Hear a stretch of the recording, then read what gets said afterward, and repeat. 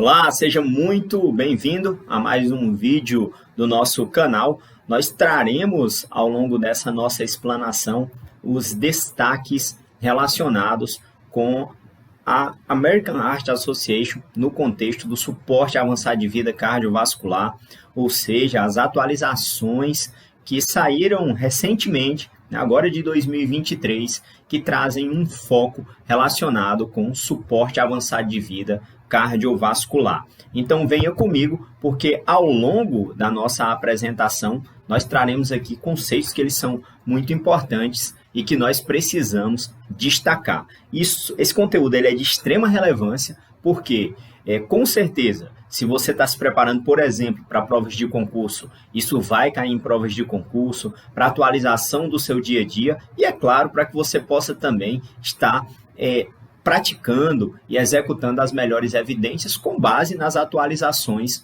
que nós temos aqui da Sociedade Americana do Coração. Então, nós iremos trabalhar ao longo desse vídeo esse documento, né, que é um documento da American Heart Association, né, então a gente tem aqui, e que traz esse foco aqui da atualização dos destaques, na verdade, de 2023. É sempre muito importante lembrarmos que essas atualizações, elas vão acontecer sempre que você tiver novos níveis de evidência em relação às práticas que são executadas, seja no suporte básico de vida, no suporte avançado de vida cardiovascular, suporte avançado de vida em pediatria, seja onde for. Mas aqui, no caso desse documento, o grande foco, né, que a gente tem aqui, o grande foco é relacionado com a atualização do suporte avançado de vida cardiovascular no adulto. E, na verdade, o que é que nós temos aqui para discutir ao longo desse vídeo? Nós temos o seguinte, nós temos seis, presta muita atenção, seis recomendações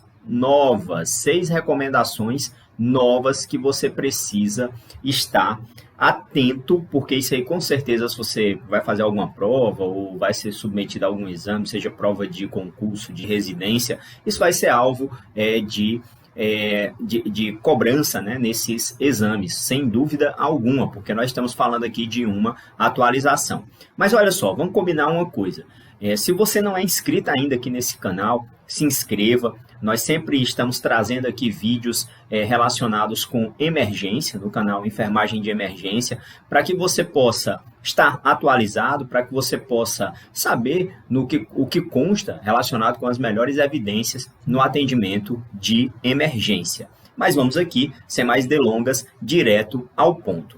O primeiro tópico que nós iremos trabalhar ao longo desse vídeo relacionado com essas atualizações faz referência a um detalhe que ele é interessantíssimo, que é a oxigenação por membrana extracorpórea, o que muitos conhecem como ECMO, né? Então, olha só, então a oxigenação cardiopulmonar extracorpórea, que muitos conhecem como ECMO, que é também uma modalidade que pode ser utilizada durante a parada cardiorrespiratória. Então, isso já vinha como uma recomendação, vamos recapitular aqui comigo, eu quero que você preste muita atenção, e aí a gente vai fazer aqui uma análise do que constava nas recomendações aqui de 2020, né, que é o que a gente tinha ali anterior, né, e aí a gente teve a atualização em 2023, vamos ver como é que estava, né, então, não há evidências, ele coloca aqui, que não há evidências suficientes para recomendar o uso de rotina da reanimação cardiopulmonar extracorpórea, ou seja, da utilização da ECMO, em pacientes com parada cardiorrespiratória. Então, isso constava lá em 2020, tá? E aí ele traz aqui mais alguns detalhes, né? A reanimação cardiopulmonar extracorpórea ela pode ser considerada para pacientes, olha o detalhe, selecionados com parada cardiorrespiratória, para os quais a causa suspeita da PCR seja potencialmente reversível durante um período limitado de suporte cardiorrespiratório mecânico, né? Ou seja, a ECMO ela vai fazer justamente isso, ela vai fazer um bypass, que ela vai fazer um suporte cardiorrespiratório mecânico, onde nós teremos que essa circulação extracorpórea, entenda dessa maneira, ela vai estar executando ali as funções da bomba cardíaca e vai estar executando ali as funções também do pulmão, né, do paciente. O que é que a gente teve de atualização? A gente vem para cá, vamos aqui para 2023 agora. A atualização, ela trouxe o seguinte: o uso da ressuscitação cardiopulmonar extracorpórea para pacientes com PCR refratária, veja bem, eu estou falando de uma condição refratária, às medidas padrão de suporte avançado de vida cardiovascular, em pacientes selecionados, ela é o quê? Ela é aceitável, certo? Ele já está colocando aqui que é aceitável. Antes ele colocava que não havia evidências suficientes, né, que recomendassem o uso de rotina da reanimação cardiopulmonar extracorpórea, né? Só que vem um detalhe. Quando é que você vai considerar isso? Quando administrado em um sistema de assistência médica adequadamente equipado e treinado. Aí você fala assim, professor, mas mudou quase nada, né? Mudou quase nada. Mas só que tem a questão dos níveis de evidência. E é isso que a gente tem aqui como sendo fruto de uma atualização, né? E vamos ver aqui o motivo, né? Qual foi o motivo, né, em relação a essa mudança? Desde as diretrizes de 2020, né? 2019, na verdade, já teve uma recomendação relacionada com essa que permaneceu até 2020, que ele está trazendo aqui, né? Ele coloca o seguinte, 2 estudos controlados randomizados, eles foram publicados comparando os pacientes com PCR refratária tratados com reanimação cardiopulmonar extracorpórea contra o suporte avançado de vida cardiovascular padrão, né? Então, comparou ali, né, esses grupos. E aí, o que é que teve aqui, né, em relação ao estudo, né? O que é que esse trial ele concluiu? Ele demonstrou melhora na sobrevivência até a alta, né, de 43% contra 7%, então tem uma diferença percentual significativa, e na sobrevivência após 6 meses com resultado neurológico favorável, né? Ou seja, 43% aqui para o grupo RCPE, né, que seria a reanimação cardiopulmonar extracorpórea, contra aqui 0% para o grupo de medidas de suporte avançado de vida cardiovascular padrão, em pacientes que receberam a reanimação cardiopulmonar extracorpórea para PCR refratária com ritmos chocáveis de apresentação, né? Então seria aqui nos casos de fibrilação ventricular ou taquicardia ventricular sem pulso, né? E aí você tem aqui esse outro trial, né, que é o hiperinvasive, né, que demonstrou benefícios na sobrevivência após 30 dias, com recuperação cardíaca favorável no grupo da intervenção, né, ou seja, 31% contra 18%, olha só, 18,2%. E aí, qual é a conclusão? Ele coloca, nós reconhecemos que esses estudos ocorreram em centros com muita, aí vem um detalhe, né, com muita experiência em oxigenação extracorpórea por membrana, né, em centros que já utilizam ali a ECMO com uma expertise muito maior, né, praticam isso aí corriqueiramente, e é possível que não sejam generalizados para todas as comunidades. Aí vem um detalhe, por isso vem o porquê da recomendação, que eu quero detalhar aqui mais uma vez, que ele está falando aqui, eu vou botar aqui até o nosso marca-texto, que ele está falando o seguinte, quando administrada em um sistema de assistência médica adequadamente equipado e treinado.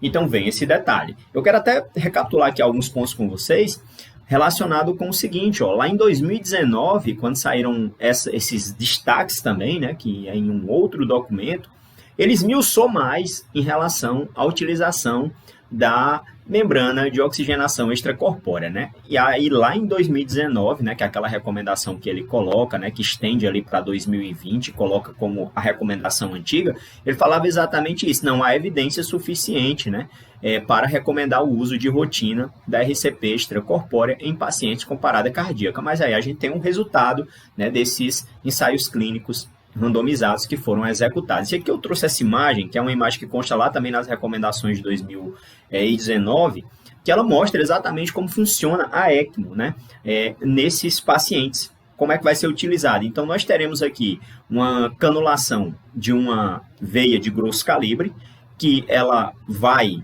pode ser a veia femoral, por exemplo, que ela vai aqui está recebendo o sangue do paciente. Note que ela, ao receber aqui o sangue do paciente, vai passar aqui por toda essa tubulação, vai chegar até essa bomba, e essa bomba ela vai acabar propelindo esse sangue aqui, fazendo com que ele passe aqui através do circuito, né, da reanimação cardiopulmonar extracorpórea, nesse caso, e vá até o oxigenador, né, até a membrana ali oxigenadora, e vai retornar posteriormente através de uma canulação que vai desembocar no sangue arterial, né? E aí pode ser também ali a artéria femoral que pode ser canulada, né? Então você tem aqui essa representação esquemática da ECMO, né? Então é interessante a gente saber disso, né? Interessante a gente conhecer isso, né? Relacionado como é que funciona, como é que é esses detalhes. Futuramente nós podemos trazer, inclusive, mais vídeos, né? Mais vídeos aqui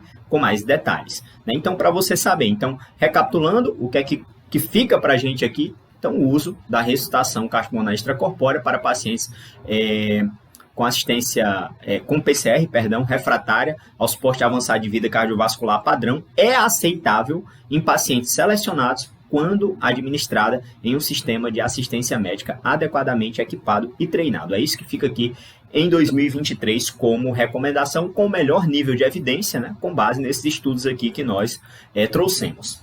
E aí a gente vem para cá agora e vai para a nossa segunda recomendação, vou colocar aqui também o marca-texto para a gente detalhar melhor, que vai fazer referência aqui à angiografia coronária, né, após a PCR. Então, é claro que aqui nós estamos falando dos cuidados pós-PCR. Tá? Vamos entender o que é que nós temos aqui e como era, na verdade, antigamente, e o que é que nós temos agora de atualização. Então, lá em 2020, né, o que é que a gente tinha aqui em 2020, né, na recomendação anterior? A angiografia coronária, né, que é aquele exame que vai ser executado para justamente avaliar através do contraste, né, a rede de vasos, né, ali arteriais do coração, para avaliar ali possíveis obstruções, né? Então, ele coloca a angiografia coronária de emergência é aceitável para pacientes adultos, veja bem, é sempre importante essas palavras, selecionados, isto é, eletricamente, olha o detalhe, eletricamente ou hemodinamicamente instáveis, que estejam comatosos, olha o detalhe aqui, comatosos, após uma PCR extra-hospitalar com suspeita de origem cardíaca, mas sem supradesnivelamento do segmento ST na eletrocardiografia. Então, ele coloca aqui como sendo essa possibilidade. Professor, mas o que houve de recomendação relacionado com a atualização? Como é que ficou agora? Da seguinte forma aqui, vamos aqui agora para 2023. A angiografia coronária de emergência não é recomendada em vez de uma estratégia tardia ou seletiva em pacientes com retorno da circulação espontânea após PCR. Então, ela não é recomendada em vez de uma estratégia que seja mais tardia ou mais selecionada, né, para pacientes que tiveram retorno da circulação espontânea. A menos, aí vem um detalhe, aí onde consta o detalhe, a menos que apresentem, olha o detalhe, infarto do miocárdio com supradesnivelamento do segmento ST, ou então choque, ou então instabilidade elétrica, ou sinais de danos significativos do miocárdio, ou isquemia atual, né? Então, é isso que nós temos agora como recomendação. Pessoal, mas o que é que motivou essa atualização? O que é que a gente tem aqui como uma motivação para essa atualização? Vamos ver qual foi o motivo, né?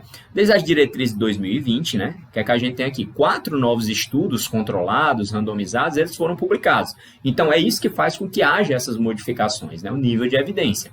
E esses estudos, eles revelaram de forma consistente, olha o detalhe, que não houve diferença entre o grupo controle e o grupo que recebeu a intervenção, ou seja, a angiografia coronária precoce ou de emergência. Então, não houve diferença. Por isso que ela não é uma estratégia recomendada, em vez de uma estratégia tardia ou uma estratégia mais seletiva.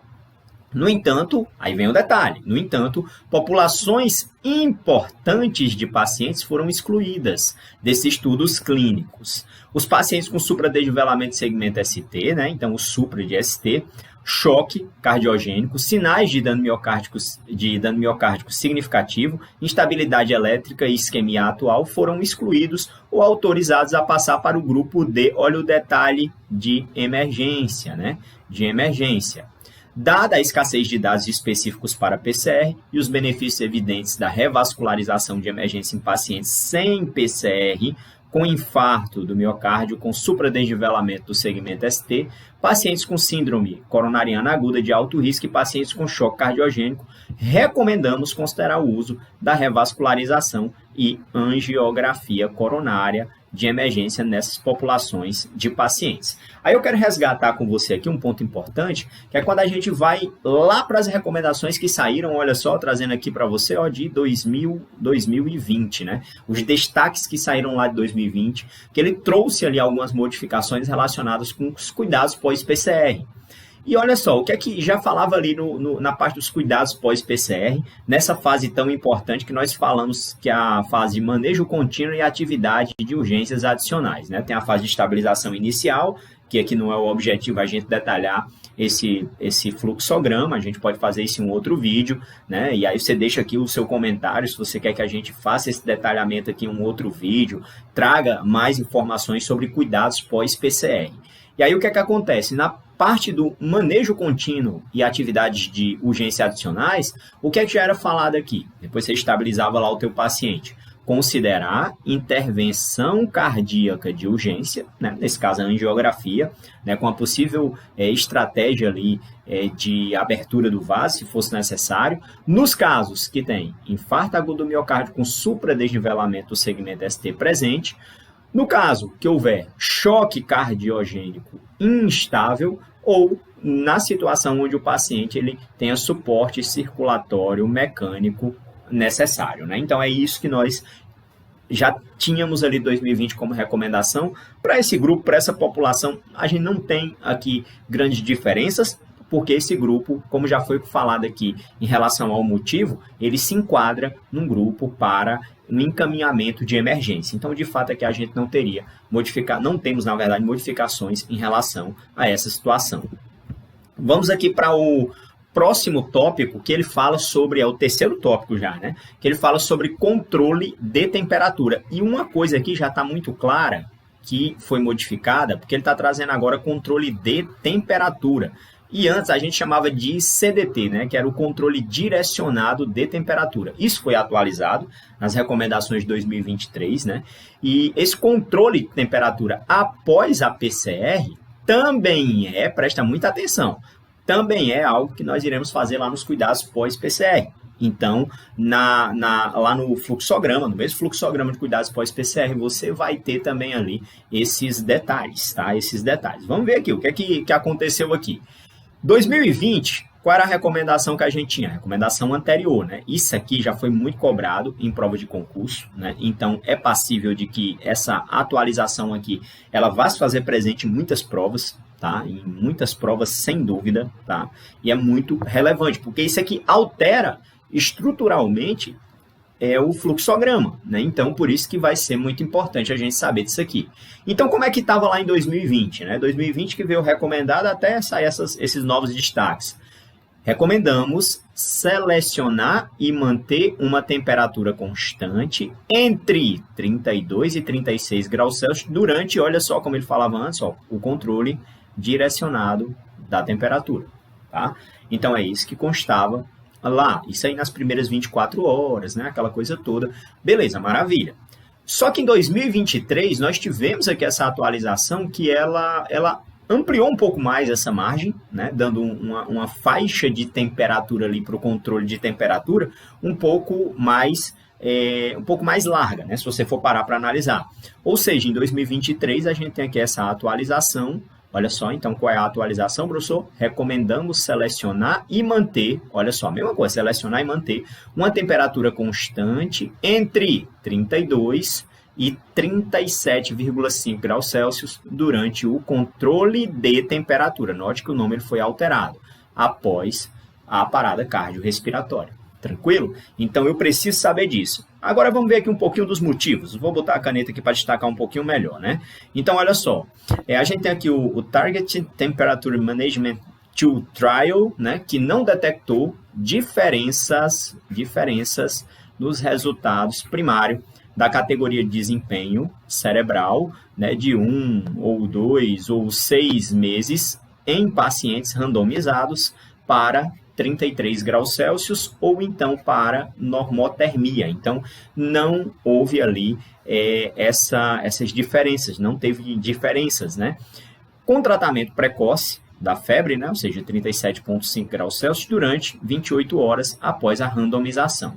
Atualmente, o controle de uma temperatura constante entre 32, olha só, 32 e 37,5 graus Celsius é uma estratégia aceitável. Continua a existir um consenso de que não está claro qual é a temperatura. Isso aqui é muito importante. Ó. Continua a existir um consenso de que não está claro qual é a temperatura ideal para populações especiais que não foram representadas no estudo, né? Nesse caso, no estudo que ele cita aqui, né? No Target Temperature Management Tool, né? Por exemplo, é possível que os pacientes em parada com etiologia não cardíaca, ou seja, que não foi um infarto agudo do miocárdio, uma trombose coronariana, ou em coma mais profundo, sejam mais susceptíveis a se beneficiar com um alvo de temperatura mais baixo.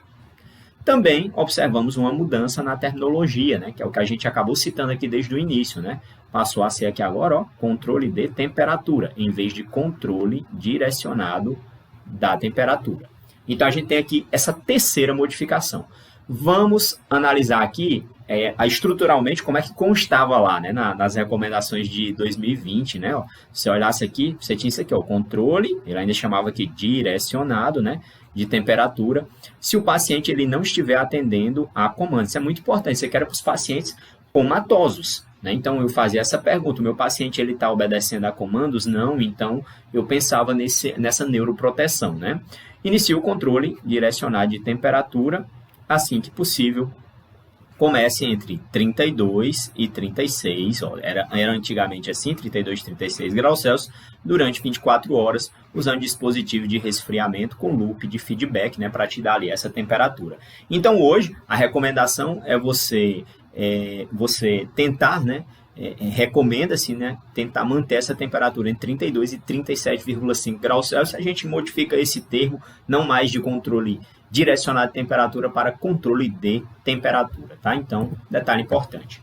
Vamos aqui agora já para a nossa quarta atualização que a gente teve aqui, que está relacionada com o manejo de convulsão. Professor, manejo de convulsão, como assim? Então, é a convulsão geral? Não, estou falando do pós-parada cardiorrespiratória, né? Naqueles pacientes que eles apresentam ali atividade convulsiva. Então, não tinha nenhuma recomendação antiga, isso aqui é uma recomendação nova, na verdade, então é muito importante, né, que a gente cite isso. A tentativa de uso terapêutico de um medicamento anticonvulsivante não sedativo pode ser aceitável em sobreviventes, olha só, em sobreviventes adultos de PCR com padrões de eletroencefalograma no contínuo ictal, né, que seria ali na atividade convulsiva, ou interictal, entre essa atividade ali, entre uma atividade e outra, né? Qual foi o motivo, né, de pensarem nessa possibilidade, né? Vamos aqui para a nossa caneta para a gente detalhar. Embora a ocorrência de estado epiléptico pós-anóxico, né, que isso aqui é o grande problema por conta da parada cardiorrespiratória, tenha sido associada com um resultado desfavorável em estudos observacionais, os relatos de sobrevivência com independência funcional em alguns subgrupos se acumularam ao longo da última década. Né? Então, a gente tem aí esses detalhes. Apesar da falta de evidências de alto nível, né? Então a gente não tem aqui, então isso aqui é plausível até que futuramente tenha aí alguma novidade, né? Com base nos estudos que irão sair. Acredita-se que a atividade convulsiva clinicamente aparente, não tratada, é possivelmente prejudicial para o cérebro. Né? Então isso aí é muito importante. Sendo assim, o tratamento de convulsões é recomendado em outras situações com lesão cerebral e é prudente após a parada cardiorrespiratória também, né? Essa recomendação reconhece que há uma limitação na literatura existente, a heterogeneidade da definição de estado epiléptico, né, que geralmente a gente associava muito esse estado epiléptico para aquela atividade convulsiva, né, que ela era ela progredia, né, por um tempo ali muito acentuado, por exemplo, cerca de 30 minutos, ou que era uma medida refratária, né, às intervenções farmacológicas, né, isso falando não no contexto da parada cardiorrespiratória, mas no contexto, de fato, né, da definição de estado epiléptico.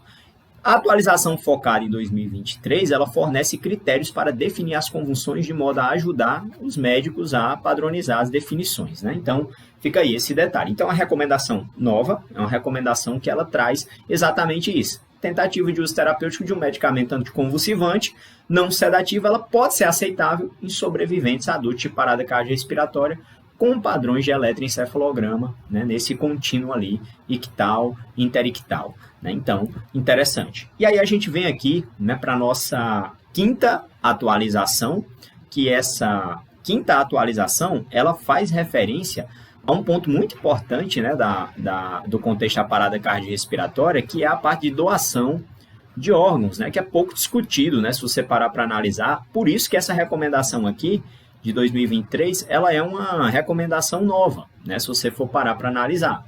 E o que é que diz essa nova recomendação? A doação de órgãos é um resultado importante que deve ser considerado no desenvolvimento e na avaliação dos sistemas de assistência médica, né? Como a gente fala, é um assunto que pouco discutido, né? E aí dessa forma acaba ali tirando ali essas possibilidades de alguém se beneficiar da doação de órgãos. Qual foi o motivo? Milhares de pessoas morrem anualmente aguardando um transplante de órgãos. Diversos estudos observacionais demonstraram que a função do haloenxerto, né, a gente bota aqui isso aqui no nosso glossário, o que é que esse haloenxerto? É um transplante entre indivíduos geneticamente diferentes de uma mesma espécie, né? E os resultados do receptor são semelhantes quando os órgãos transplantados são recuperados de pacientes em PCR em comparação com outros doadores falecidos, né? Sendo assim, a doação de órgãos após a parada cardiorrespiratória beneficia diretamente os pacientes receptores e é um resultado importante que raramente é relatado como resultado nos estudos clínicos sobre parada cardiorrespiratória ou como uma métrica em vastos dados de registro. Então, pensando nessas possibilidades, né, pensando em ter essa análise, essa citação em relação a estudos, tudo isso, então vem aqui essa recomendação, mas muito mais do que isso, pensando no benefício dos receptores, né, desses órgãos. Né? Então, ponto muito importante, ponto que com certeza vai constar aí também em provas de concurso, em provas de residência. E a gente vem aqui para a nossa última atualização, que essa última atualização ela vai fazer referência aqui a um ponto que ele é interessantíssimo, que é principalmente relacionado com os estudos, né? Que é a parte de diversidade, olha só, diversidade, equidade, né? A gente escuta muito essa palavra equidade quando nós falamos em relação a SUS, por exemplo, né? Que é um dos princípios, né, que nós temos ali no SUS, a equidade, que é você tratar desigualmente os desiguais. Ou seja, cada pessoa tem uma particularidade, tem um determinado problema, meu problema é diferente do de outra pessoa, então as minhas características elas são diferentes de outras pessoas e eu tenho ali uma problemática individual que deve ser abordada individualmente. Então é você tratar desigualmente as pessoas porque elas são desiguais, né? Não no sentido de pensar na parte social e nada disso, mas pensando no contexto de pessoa, né? E inclusão. Então, é um ponto muito importante. O que é que a gente tem aqui de nova recomendação aqui de 2023? Então, na nova recomendação aqui, que é nova, então não tinha nada citando sobre isso antes, né? Ele traz aqui o detalhe. Para os pesquisadores, isso aqui é muito importante para a pesquisa, é importante desenvolver e implementar métodos para melhorar a representação dos participantes com diversas origens e melhorar a exatidão dos relatos dos dados demográficos dos participantes de estudos. Vamos analisar por que isso foi motivado, né? Por que veio essa recomendação aí.